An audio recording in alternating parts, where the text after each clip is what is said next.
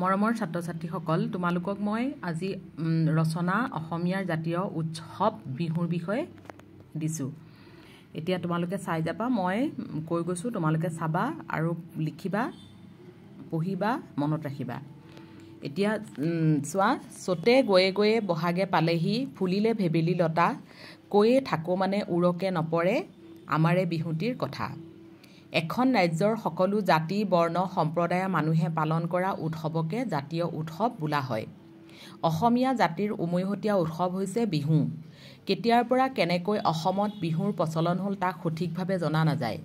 কিন্তু বিহু যে অসমত যুগ যুগ ধৰি বসবাস কৰি অহা মানুহৰ আচাৰ বিচাৰ সভ্যতা সংস্কৃতি সমন্বয় ই ধ্ৰুৱ।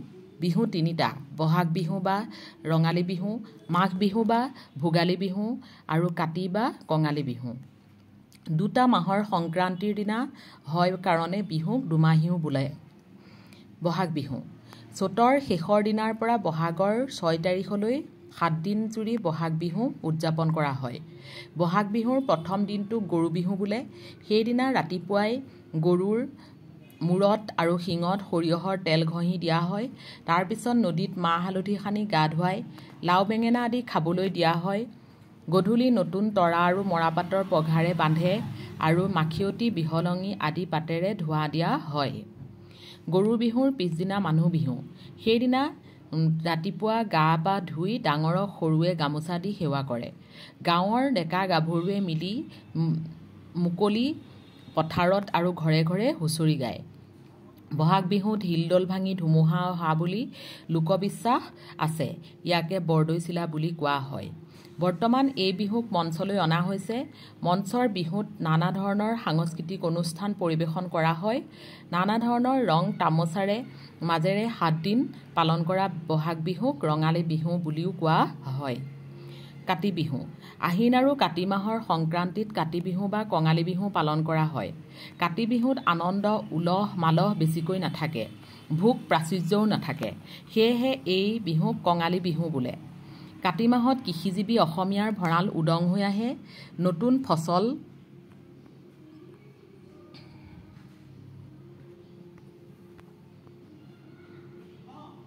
চপোৱাৰ দিনো নহয়। এই বিহুৰ দিনা মানুহে আকাশবন্তি জ্বলাই, তুলসীৰ গুৰিত চাকি জ্বলাই, ভঁৰাল ঢেঁকীশাল ধোঁৱাচাং ধাননি পথাৰ আৰু ফলৰ গছৰ গুৰিত চাকি জ্বলায়।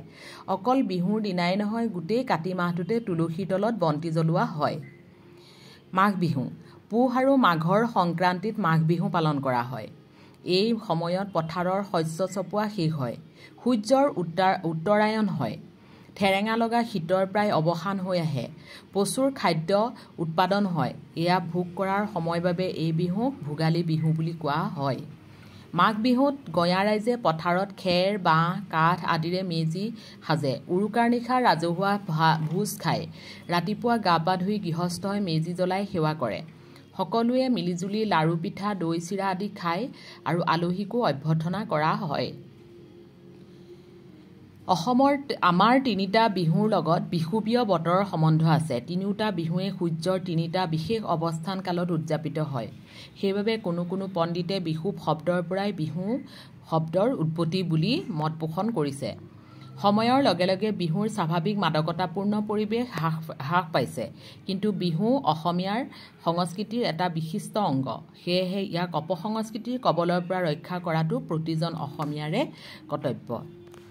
ইমানতে শেষ হৈছে। তোমালোকে এই বিহুৰ বিষয়ে ৰচনাখন পঢ়িবা ভালকৈ।